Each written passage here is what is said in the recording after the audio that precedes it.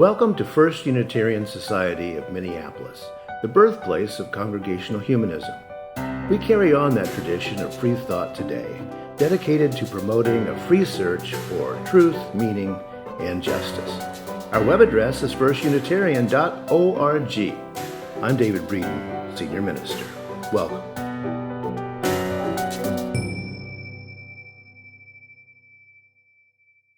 Sunday before last, I took a shot at defining what we mean by the concept of liberalism. The term liberal gets thrown around a lot. It's the opposite of conservative. So, except, what's that? Well, I want to really think a little bit today about what all of that means. And 2 weeks ago, I shared excerpts from an article reporting on NatCon, a Christian nationalist conference. By looking at their agenda, which in lots of instances is diametrically opposed to the values that most of the folks here share, I think we can see a little bit more graphically what liberalism means to us. The NatCon agenda includes things such as a near-total moratorium on immigration. Well, I guess we just heard that one of the Pearson grants is going for new Americans, so I guess we don't really agree with that, huh? Right? Christian nationalism to dominate the public square. Well, I'm going to talk more about that. A rollback of LGBTQ rights. Well, yeah, that's diametrically opposed to one of our Pearson grants this year.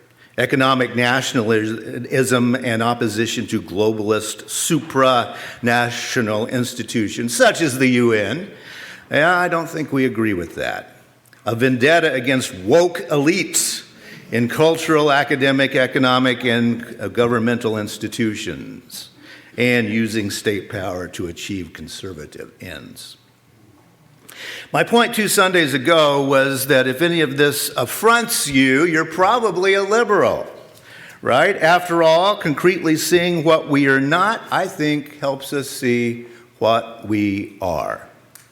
Is liberalism as a concept opposed to a near-total moratorium on immigration? Yep, it sure is. Is liberalism as a concept opposed to Christian nationalism to dominate the public square? Yep, I think so. Is liberalism as a concept opposed to a rollback of LGBTQ rights? Yes, we are. So, a more positive definition, is liberalism as a concept synonymous then with democracy? And I think it is. Is liberalism synonymous with an embrace of multiple viewpoints and multiculturalism? I think it is. Is liberalism synonymous with the non-interference of specific religions in government? Yep. Yet, look around us. Those points by our opponents are gaining adherents all over the planet. The recent election in Italy, the recent election in France that just barely preserved democracy there, the rise of popular and populist national parties all over Central and Western Europe, the turmoil among the conservatives in the UK, not to mention our own midterm elections. Liberalism is on the ropes all over the world. To me, our situation in our time appears to be a crisis concerning central and absolute questions. And the most central and absolute, perhaps, are where does authority lie? Who or what is in charge? The so-called conservative side has an answer, and yeah, the so-called liberal side has an answer, but today I want to argue some old-fashioned back-to-basics liberalism and say that that is a third way of going if we look at our core values. And we can stick with those, and I think we can find a way forward. First, let's look right here at First Unitarian Society of Minneapolis. As I say almost every week, FUS is a democratic and self-governing organization. Here we have an answer to those basic questions. Where lies authority and who is in charge? Well, it's you. You may not know, unless you have served on the FUS board, that they have a covenant. That's what's on the screen there. They read that at the beginning of each of our board meetings. In the interest of time, I won't, but I do want to talk a little bit about the liberalism therein. I mean, inviting all voices to express their truth as they experience it. That's a liberal way of thinking. Promoting a trusting, safe, and rewarding environment. That's liberal. Assuming goodwill. Liberal. The FUS Board Covenant is a liberal document through and through. In the case of this institution, we know where the authority lies. We know who is in charge. Now notice, there is no sentence in there saying, listen to the preacher tell you what God wants. And that's about the last thing that's going to be in there, to be very frank with you. There's no room there for snake oil salespersons coming in and reshuffling the deck of authority. There's no room for marked cards. You, the people, are in charge. And someone like me, if I come in here and start saying, squirrel, squirrel, God told you, you're not going to listen. And that's a good thing. You are in charge. The covenant says you are not buying it. Who or what is in charge? You are in charge. Because, you know why? Yes, there are a bunch of yous among us, and then we gather together into a we, and that's what liberalism is. Humanism calls to you, do not give your power away. And liberalism calls us to that conclusion as well. Stick with it, you are in charge. Now, the first practice is always a local practice, and the FUS board is a good start. But how do we get that into the larger culture? How do we practice our liberalism out there? And American philosopher John Dewey, who I think is the prototypical liberal, once said, we only think when we are confronted with a problem. We only think when we're confronted with a problem. Now, as a liberal, I insist that taking the time to feel our way through a problem is not a luxury. It's how we have to do it. And allow me to admit up front that I am by nature a contemplative person. I don't have a choice about that. I always say, I got to think about it. There are people born to be people of action, and there are people born to be people of contemplation. We need both kinds of people out there, but let's face it, liberals tend to process a lot of things in their heads. But John Dewey was onto something when he said, we only think when we're confronted with a problem. Yeah, let me sit with that, not make my day. Dewey lived a long while ago, so I do want to update that little saying a little bit. Problem is kind of a problematic word. Let's be more optimistic. Let's say challenge. We only think when we are confronted with a challenge.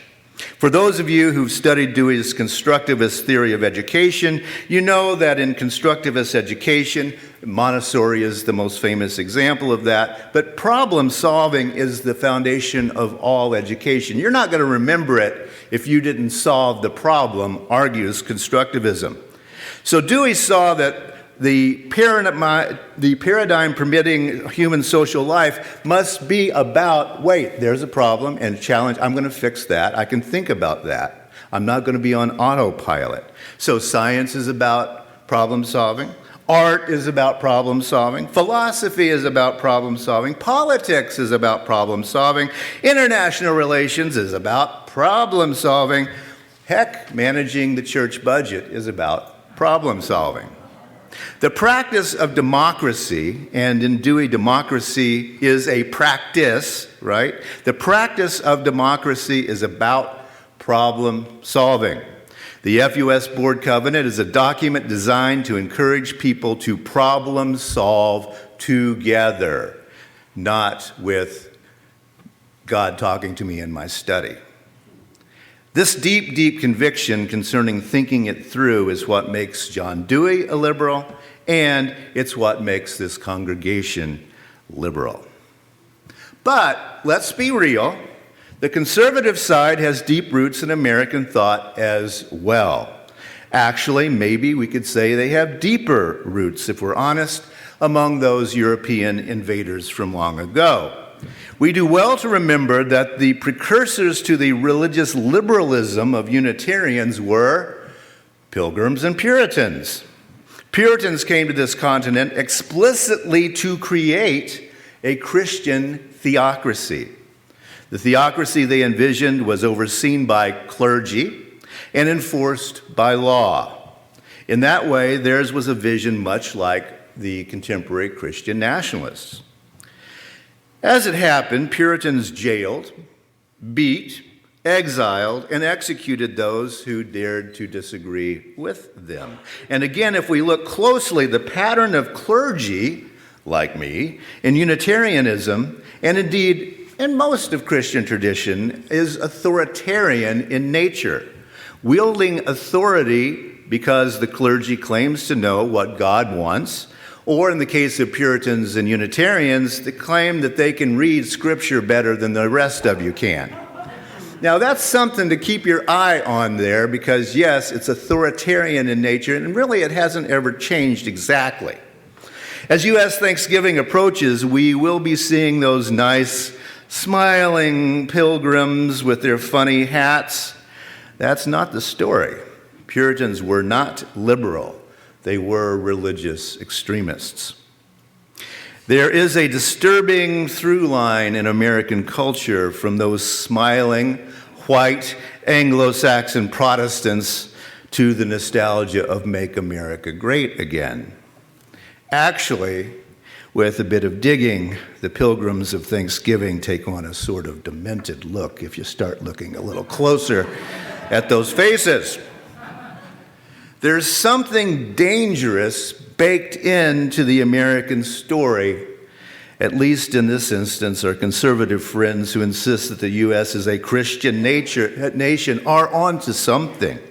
But I would say that none of it is good, perhaps especially the part that puts clergy in charge of religion and religion in charge of everything else. That's not good. Lest we forget, the Puritans of Boston and their clergy tried and eventually exiled Anne Hutchinson for what they saw as religious heresy. Hutchinson had to leave the colony, and she was killed by natives.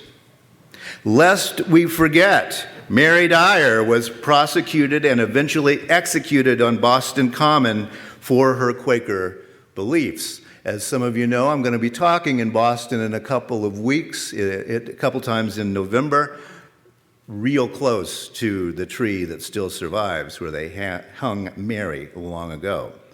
These things don't stop. They go into the DNA. Let's face it, the post-Puritan Congregationalists of Massachusetts got nicer because the multi-religious nature of the United States forced them to be more tolerant. Tolerance was not their choice any more than tolerance is the choice of our Christian nationalist contemporaries. Getting tolerant, let's call it getting nice, is a form of liberalizing, and I think that most liberals would agree that it's nice to be nice, even if that niceness happens to be forced upon you. And we all know that many will be unnice anytime they think they can get away with it. Liberalism is important to our society because we liberals insist in every way possible that it's nice to be nice. It's not a difficult message, but it's difficult to get for many people. The Puritans got nicer because they had to get nice. The Roman Catholic Church got nicer because cruelty wasn't working for them. Again, the central question here is one of authority. Who is in charge? The Puritans in charge did what they wanted to do, and it had to do with murder and beatings and executions. The Roman Catholic Church was in charge, and they did what they wanted to do. Who or what is in charge is always the question, here and in the larger society. Many of our religious friends will say that God is in charge. That God, of course, is the God of their particular interpretation. In European monarchies, the assumption has been that monarchs have civil and social authority because their rule comports with the wishes of church authorities who are interpreting the will of God. Here, king, do this. Here in the United States, the Puritans operated through covenants that were interpreted by their version of the priests or shamans, those Puritan clergy. They were the authorities. They knew what God wanted. For those of us of a more skeptical bent, we tend to think that the monarchs and their priests and the Puritans and their clergy tend to hear their gods telling them exactly what those in charge of the power structures want to hear. And that's what we liberals expect happens when Christian nationalists are talking. Now, as we all well know, a person does not have to be an atheist to suspect this kind of authority. One can as well simply believe in another sort of God, who isn't saying the same thing as the monarchical priests or the Puritan clergy or the Christian nationalists. There are conservative gods, but there are liberal gods as well. There are conservative Jesuses and liberal Jesuses. And no, the kind of God you believe in or the kinds of gods you're atheistic about are not entirely a private and personal and subjective matter, right? Because your belief goes out into society, and that coalesces into groups. Every God and every atheism manifests itself in the actions of individuals, but then those individuals often become voting blocks. I know I'm not telling you anything that you haven't thought about, but I want to underline the fact that the essence of liberalism is about that question: who or what is in charge? Liberals answer, we, the people, are in charge. We are the authority. That is the sacred core of this congregation. What's sacred about First Unitarian Society? We, the people. That's what's sacred. Sure, liberals say some of us believe in this sort of God, and some of us believe in that sort of God, and some of us believe in no God at all. That's all well and good, we liberals say. It is your liberty to believe as you will. Now, next, let's talk among ourselves and figure out how we, the people, are going to run the congregation and, we hope, the nation. That's the liberal ideal. We sometimes call it secular, but yes, it's a separation of religion and government. Now, there is one big gaping hole in the center of the liberal ideal. Liberalism only works through some sort of democracy, or some kind of republic, if you will. It only works through the will of we the people as revealed by voting. And voting, as we all know, is inherently problematic. Corruption, cheating, those big voting blocks, large groups of people. It's possible for a totally fair election to result in a vote that ensures that another democratic and fair election will never occur again. That is possible. That's the gaping hole in the democratic ideal. And it's one of the greatest fears of liberals. To counteract that very real possibility, citizens write constitutions. We liberals know that there is inevitably and always a hard line right that's going to be screaming, blood and soil, tradition, religion, God. We know that there's inevitably always going to be a hard line left that says, individuality only, let's go, be ourselves. Liberalism does not scream either of those. Rather, we say, where's the middle? Where's the place we can govern from? What is the compromise? Liberals, therefore, often find ourselves betwixt and between, a place that, yeah, you can say, oh, those people are milquetoast, half-hearted. That's one way of seeing it. It's not, though. Rather, the place between is the place of power. If we might only choose that middle rather than our idealist dreams. That's what John Dewey was talking about when he pointed out that we only do our real thinking when we are thinking about problem solving. No, some things can't be compromised. The worth and dignity of every person is not open for discussion. Furthermore, liberalism as a tradition has recognized that not every disagreement can be settled with a win-win. We know that. If we can't compromise, we take a stand. Still, the place of compromise is not a place of weakness. It's not cowardice. It is the central practice of liberalism. And dare I say, compromise is the only way that democracy can actually work. So, the question becomes, do we want to win or do we want to sustain a democratically governed society? The NatCon agenda is not negotiable for liberals. We will not surrender our central values of equity for all, the inherent worth and dignity of all, either as individuals or for groups. But there's something we easily miss when we start talking about extreme agendas. And that easily missed something is an opportunity, because the devil's always in the details, isn't it? And the details and the devil are closely related in Christian nationalism too. At the moment, we're lumping Christian nationalists into one big lump, and they want you to do that too. See them as a very large and developing group. However, in fact, they are not a homogeneous group.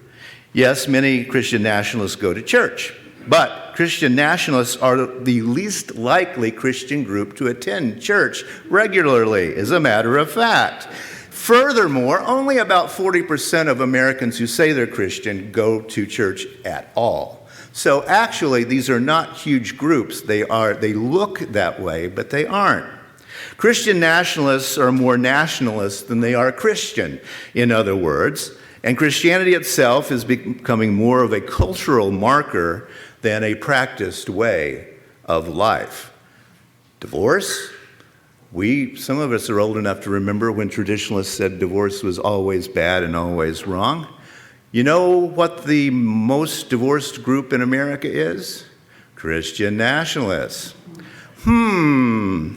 There are holes in the agenda. Liberalism is indeed on the ropes at the moment, all over the planet. Here, however, we will hold it to our hearts and in our minds, and we will practice liberalism as a congregation. We will practice it also in our larger society, and we will insist upon asking who or what is in charge, and we will continue answering, we the people.